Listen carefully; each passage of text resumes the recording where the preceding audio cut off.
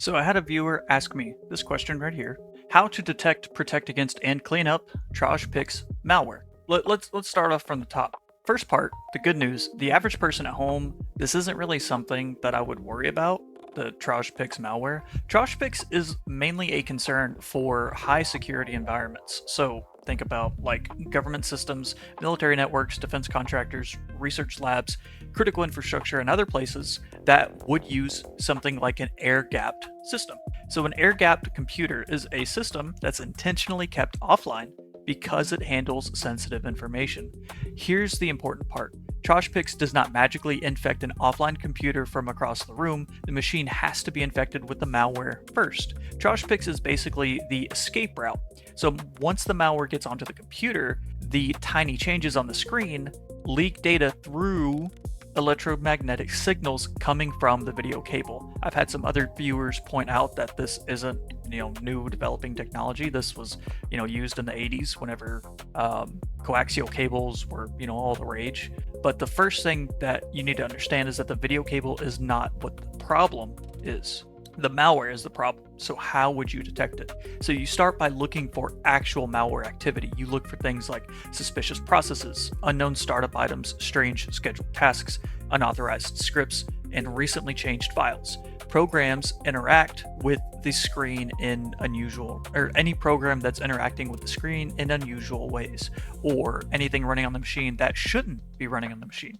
In a high security environment, you would compare the system against a known good baseline. That means that you check things like the approved software list. You would check file hashes, you would check logs, any removable media history, and any changes made since the last trusted image. Because with air-gapped systems, you may not have a normal cloud antivirus or EDR telemetry.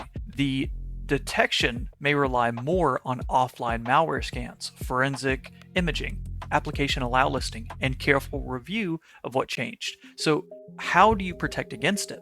First off, control how anything gets onto that offline system. That means strict USB rules, approved software only, no random files, no random installers. No, you're not allowed to plug in the random drive that you found in the parking lot, because that's just how bad things happen. You also want to check application allowlisting, physical access controls, removable media logging, and regular integrity checks. Then for the actual signal leakage part, the defenses get a lot more physical. You would use things like shielded cables. You would use fiber optic video connections whenever possible. Keep unknown electronics away from those sensitive systems. Use shielded rooms for very sensitive information. And for extremely sensitive environments, you start getting into the Tempest style protections, which are designed to reduce electromagnetic leaks. Now, what do you do if the machine is already infected? Don't just delete one suspicious file and call it a day. For a normal computer, you would isolate it from the network, run an offline malware scan, reset passwords from a clean device, and reinstall the operating system if you don't trust it anymore. But for a true air-gap sensitive system, the cleanup needs to be a lot more serious. You preserve evidence, you disconnect unnecessary peripherals, you review USB and physical access logs, you figure out how the malware got there to begin with. Then you rebuild from a known good trusted image. Not vibes, not guesswork, a trusted image. So the takeaway here is that TrojPix is scary because it proves that offline does not mean that it's always safe, but it still needs a malware to get onto the system first for the data leakage to actually happen. So the defense is keeping malware off the machine, controlling physical access, monitoring changes, and rebuilding from trust.